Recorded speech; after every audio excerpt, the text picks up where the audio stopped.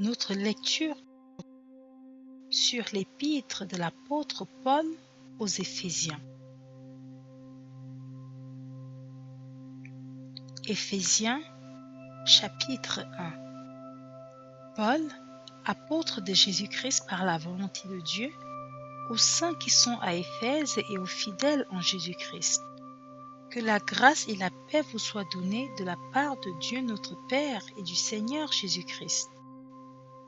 Béni soit Dieu, le Père de notre Seigneur Jésus-Christ, qui nous a bénis de toutes sortes de bénédictions spirituelles dans les lieux célestes en Christ. En lui, Dieu nous a élus avant la fondation du monde pour que nous soyons saints et irrépréhensibles devant lui, nous ayant prédestinés dans son amour à être ses enfants d'adoption par Jésus-Christ, selon le bon plaisir de sa volonté, à la louange de la gloire de sa grâce qu'il nous a accordée en son bien-aimé. En lui, nous avons la rédemption par le sang, la rémission des péchés, selon la richesse de sa grâce, que Dieu a répandue abondamment sur nous par toute espèce de sagesse et d'intelligence, nous faisant connaître le mystère de sa volonté, selon le bienveillant dessein qu'il avait formé en lui-même, pour le mettre à exécution lorsque les temps seraient accomplis, de réunir toutes choses en Christ, celles qui sont dans les cieux et celles qui sont sur la terre. En lui, nous sommes aussi devenus héritiers, ayant été prédestinés suivant la résolution de celui qui opère toutes choses d'après le conseil de sa volonté, afin que nous servions à la louange de sa gloire. Nous qui d'avance avons espéré en Christ. En lui, vous aussi, après avoir entendu la parole de la vérité, l'évangile de votre salut, en lui vous avez cru et vous avez été scellés du Saint-Esprit qui avait été promis, lequel est un gage de notre héritage, pour la rédemption de ce que Dieu s'est acquis à la louange de sa gloire. C'est pourquoi, moi aussi, ayant entendu parler de votre foi au Seigneur Jésus et de votre charité pour tous les saints, je ne cesse de rendre grâce pour vous, faisant mention de vous dans mes prières, afin que le Dieu de notre Seigneur Jésus-Christ, le Père de gloire, vous donne un esprit de sagesse et de révélation dans sa connaissance, et qu'il illumine les yeux de votre cœur, pour que vous sachiez quelle est l'espérance qui s'attache à son appel, quelle est la richesse de la gloire de son héritage qu'il réserve aux saints, et quelle est envers nous qui croyons l'infinie grandeur de sa puissance, se manifestant avec efficacité par la vertu de sa force. Il l'a déployé en Christ, en le ressuscitant des morts et en le faisant asseoir à sa droite dans les lieux célestes, au-dessus de toute domination, de toute autorité, de toute puissance, de toute dignité et de tout nom qui se peut nommer, non seulement dans le siècle présent, mais encore dans le siècle à venir. Il a tout mis sous ses pieds et il l'a donné pour chef suprême à l'Église, qui est son corps, la plénitude de celui qui remplit tout en tout. Éphésiens 2. Vous étiez morts par vos offenses et par vos péchés, dans lesquels vous marchiez autrefois selon le train de ce monde, selon le prince de la puissance de l'air, de l'esprit qui agit maintenant dans les fils de la rébellion.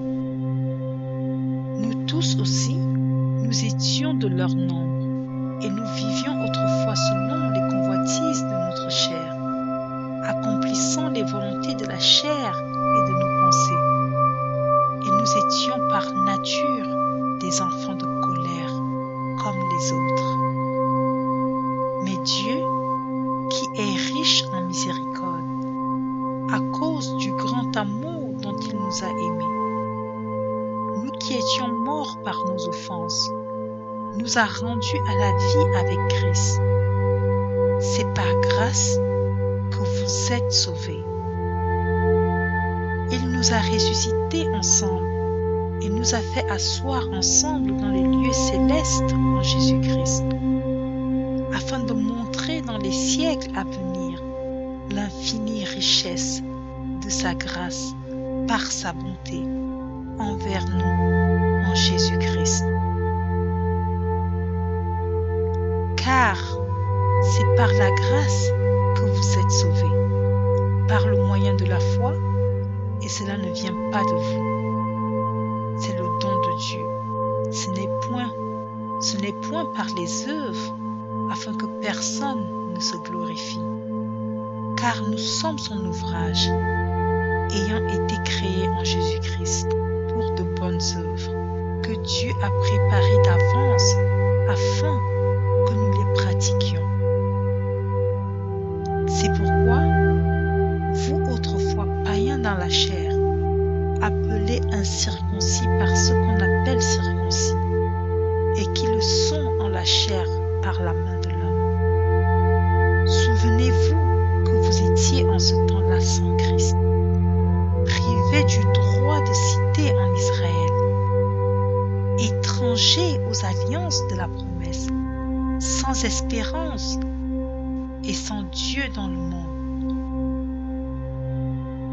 Mais maintenant, en Jésus-Christ, vous qui étiez jadis éloignés, vous avez été rapprochés par le sang de Christ, car il est notre paix, lui qui des deux n'en fait qu'un, et qui a renversé le mur de séparation, l'inimitié,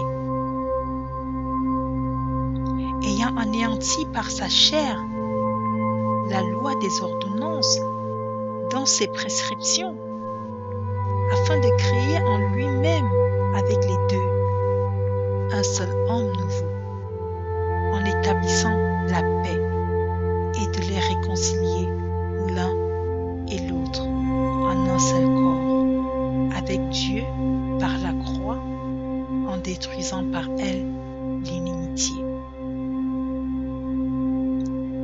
Il est venu annoncer la paix à vous qui étiez loin, et la paix à ceux qui étaient près. Car par lui, nous avons les uns et les autres accès auprès du Père dans un même esprit. Ainsi donc, vous n'êtes plus des étrangers, ni des gens du dehors, mais vous êtes citoyens des saints, gens de la maison de Dieu.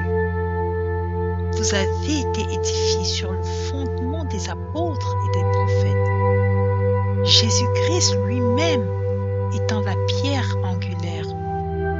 En lui, tout l'édifice bien coordonné s'élève pour être un temple saint dans le Seigneur.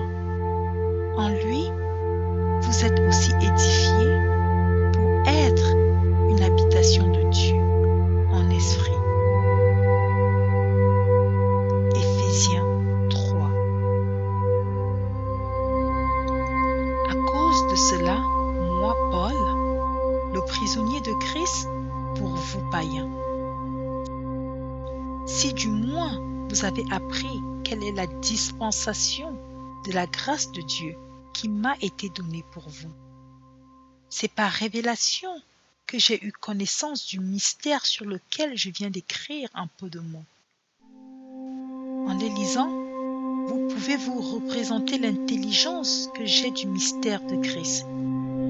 Il n'a pas été manifesté aux fils des hommes dans les autres générations, comme il a été révélé maintenant par l'Esprit, aux saints apôtres et prophètes de Christ. Ce mystère c'est que les païens sont co-héritiers, forment un même corps et participent à la même promesse en Jésus-Christ par l'Évangile dont j'ai été fait ministre selon le don de la grâce de Dieu qui m'a été accordé par l'efficacité de sa puissance. À moi, qui suis le moindre de tous les saints, cette grâce a été accordée d'annoncer aux païens les richesses incompréhensibles de Christ et de mettre en lumière quelle est la dispensation du mystère caché de tout temps en Dieu qui a créé toutes choses, afin que les dominations et les autorités dans les lieux célestes connaissent aujourd'hui par l'Église la sagesse infiniment variée de Dieu, selon le dessein éternel qu'il a mis à exécution par Jésus-Christ notre Seigneur, en qui nous avons, par la foi en lui, la liberté de nous approcher de Dieu avec confiance. Aussi, je vous demande de ne pas perdre courage à cause de mes tribulations pour vous. Elles sont votre gloire. À cause de cela, je fléchis les genoux devant le Père, duquel tire son nom, toute famille dans les cieux et sur la terre, afin qu'il vous donne, selon la richesse de sa gloire, d'être puissamment fortifié par son esprit dans l'homme intérieur, en sorte que Christ habite dans vos cœurs par la foi, afin qu'étant enracinés et fondés dans l'amour, vous puissiez comprendre avec tous les saints quelle est la largeur, la longueur, la profondeur et la hauteur, et connaître l'amour de Christ qui surpasse toute connaissance, en sorte que vous soyez remplis jusqu'à toute la plénitude de Dieu. Or, à celui qui peut faire, par la puissance qui agit en nous, infiniment, au-delà de tout ce que nous demandons ou pensons. À lui soit la gloire dans l'Église et en Jésus-Christ, dans toutes les générations, au siècle des siècles. Amen. Éphésiens 4. Je vous exhorte donc, moi, le prisonnier dans le Seigneur, à marcher d'une manière digne de la vocation qui vous a été adressée, en toute humilité et douceur, avec patience, vous supportant les uns les autres avec charité, vous efforçant de conserver l'unité de l'esprit par le lien de la paix. Il y a un seul corps et un seul esprit, comme aussi vous avez été appelés à une seule espérance par votre vocation. Il y a un seul Seigneur, une seule loi, un seul baptême, un seul Dieu et Père de tous, qui est au-dessus de tous et parmi tout et en tout. Mais à chacun de nous, la grâce a été donnée, selon la mesure du don de Christ. C'est pourquoi il est dit, étant monté en haut, il a emmené les captifs et il a fait des dons aux hommes. Or, que signifie il est monté? Sinon qu'il est aussi descendu dans les régions inférieures de la terre. Celui qui est descendu, c'est le même qui est monté au-dessus de tous les cieux, afin de remplir toutes choses. Et il a donné les uns comme apôtres, les autres comme prophètes, les autres comme évangélistes, les autres comme pasteurs et docteurs, pour le perfectionnement des saints, en vue de l'œuvre du ministère et de l'édification du corps de Christ, jusqu'à ce que nous soyons tous parvenus à l'unité de la foi et de la connaissance du Fils de Dieu, à l'état d'homme fait, à la mesure de la stature parfaite de Christ, afin que nous ne soyons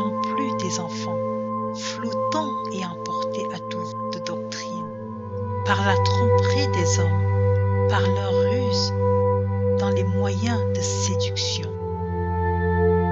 Mais que, professant la vérité dans la charité, nous croissions à tout égard en celui qui est le chef, Christ.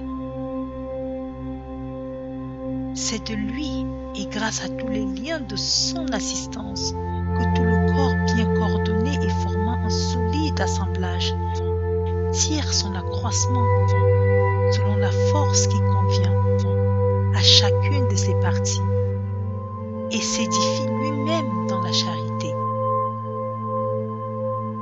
Voici donc ce que je dis et ce que je déclare dans le Seigneur.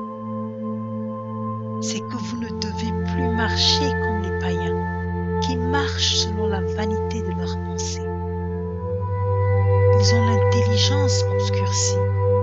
Ils sont étrangers à la vie de Dieu à cause de l'ignorance qui est en eux, à cause de l'endurcissement de leur cœur.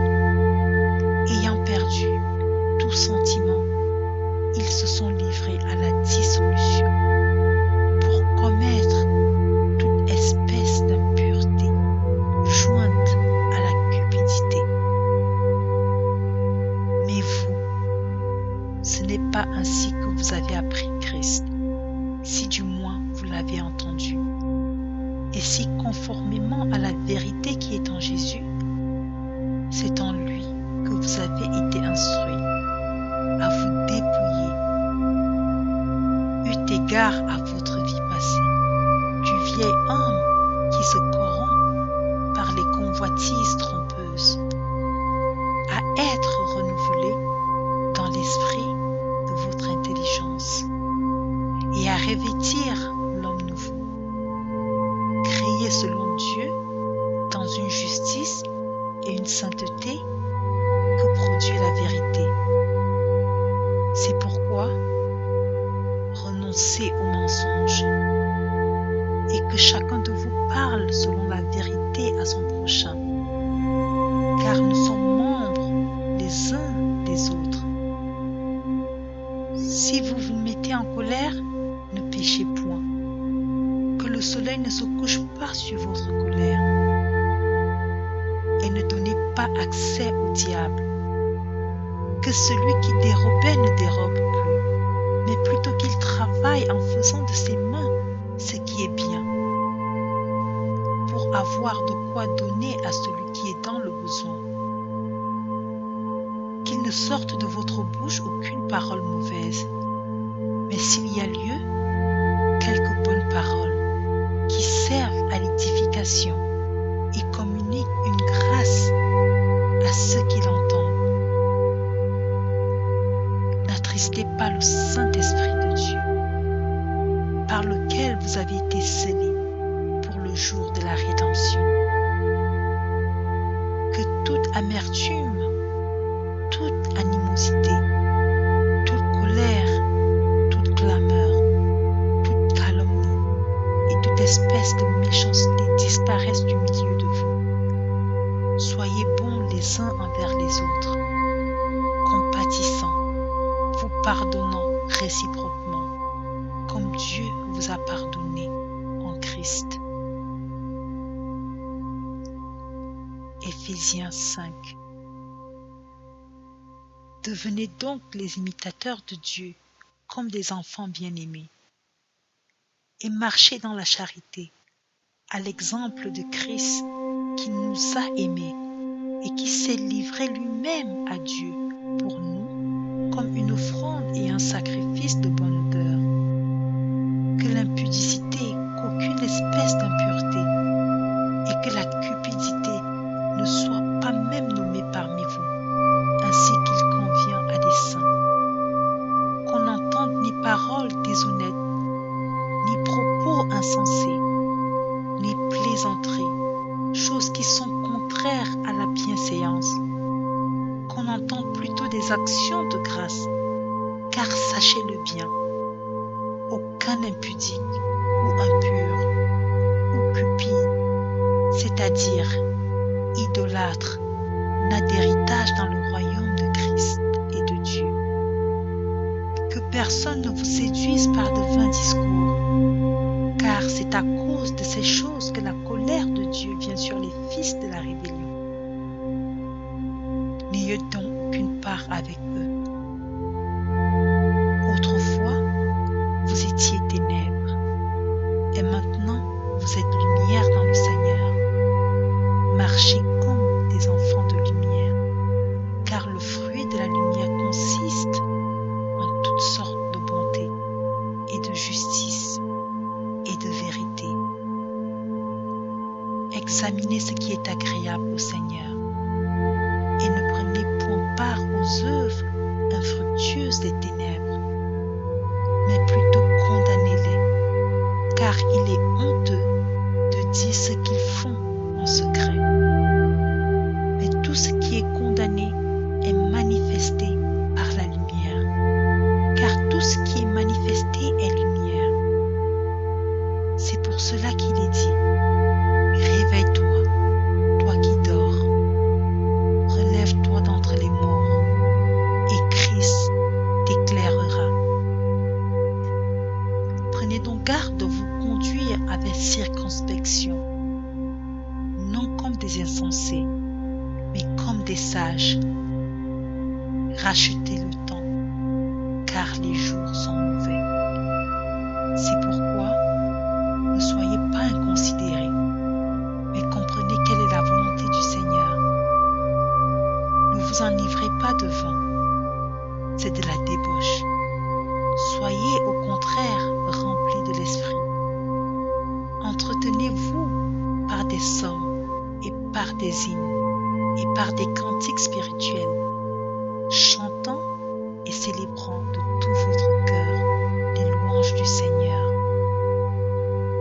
Rendez continuellement grâce pour toutes choses à Dieu le Père, au nom de notre Seigneur Jésus-Christ, vous soumettant les uns aux autres dans la crainte de Christ. Femmes, soyez soumises à vos maris comme au Seigneur, car le mari est le chef de la femme, comme Christ est le chef de l'Église, qui est son corps et dont il est le sauveur. Or, de même que l'Église est soumise à Christ, les femmes aussi doivent l'être à leur mari en toutes choses. Marie, aimez vos femmes, comme Christ a aimé l'Église et s'est livré lui-même pour elle, afin de la sanctifier par la parole, après l'avoir purifiée par le baptême de l'eau, afin de faire paraître devant lui cette Église glorieuse, sans tache, ni ride, ni rien de semblable, mais sainte et irrépréhensible. C'est ainsi que les maris doivent aimer leurs femmes comme leur propre corps. Celui qui aime sa femme s'aime lui-même, car jamais personne n'a haï sa propre chair, mais il la nourrit et en prend soin, comme Christ le fait pour son Église, parce que nous sommes membres de son corps. C'est pourquoi l'homme quittera son père et sa mère, et s'attachera à sa femme, et les deux deviendront une seule chair. Ce mystère est grand. Je dis cela par rapport à Christ et à l'Église. Du reste, que chacun de vous aime sa femme comme lui-même, et que la femme respecte son mari. Éphésiens 6. Enfants, obéissez à vos parents selon le Seigneur, car cela est juste. Honore ton père et ta mère. C'est le premier commandement avec une promesse, afin que tu sois heureux et que tu vives longtemps sur la terre. Et vous, pères, n'héritez pas vos enfants, mais élevez-les en les corrigeant et en les instruisant selon le Seigneur. Serviteurs, obéissez à vos maîtres selon la chair, avec crainte et tremblement, dans la simplicité de votre cœur, comme à Christ. Non pas seulement sous leurs yeux, comme pour plaire aux hommes, mais comme des serviteurs de Christ, qui font de bon cœur la volonté de Dieu. Servez-les avec empressement, comme servant le Seigneur et non des hommes, sachant que chacun, soit esclave, soit libre, recevra du Seigneur selon ce qu'il aura fait de bien. Et vous, maîtres, agissez de même à leur égard et abstenez-vous de menaces, sachant que leur maître et le vôtre est dans les cieux, et que devant lui, il n'y a point d'acception de personne. Au reste, fortifiez-vous dans le Seigneur et par sa force toute puissante. Revêtez-vous de toutes les armes de Dieu, afin de pouvoir tenir ferme contre les ruses du diable. Car nous n'avons pas à lutter contre la chair et le sang, mais contre les dominations, contre les autorités, contre les princes de ce monde de ténèbres, contre les esprits méchants dans les lieux célestes. C'est pourquoi prenez toutes les armes de Dieu, afin de pouvoir résister dans le mauvais jour et tenir ferme après avoir tout surmonté. Tenez donc ferme, ayez à vos reins la vérité pour ceinture, revêtez la cuirasse de la justice, mettez pour chaussure à vos pieds le zèle que donne l'évangile de paix. Prenez par-dessus tout cela le bouclier de la foi, avec lequel vous pourrez éteindre tous les traits enflammés du malin. Prenez aussi le casque du salut et l'épée de l'esprit, qui est la parole de Dieu. Faites en tout temps par l'esprit toutes sortes de prières et de supplications. Veillez à cela avec une entière persévérance et priez pour tous les saints. Priez pour moi, afin qu'il me soit donné, quand j'ouvre la bouche, de faire connaître hardiment et librement le mystère de l'Évangile, pour lequel je suis ambassadeur dans les chaînes, et que j'en parle avec assurance, comme je dois en parler, afin que vous aussi, vous sachiez ce qui me concerne, ce que je fais.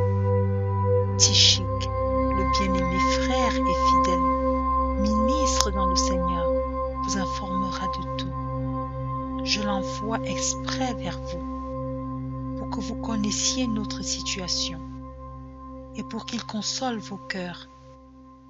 Que la paix et la charité avec la foi soient données aux frères, de la part de Dieu, le Père et du Seigneur Jésus-Christ.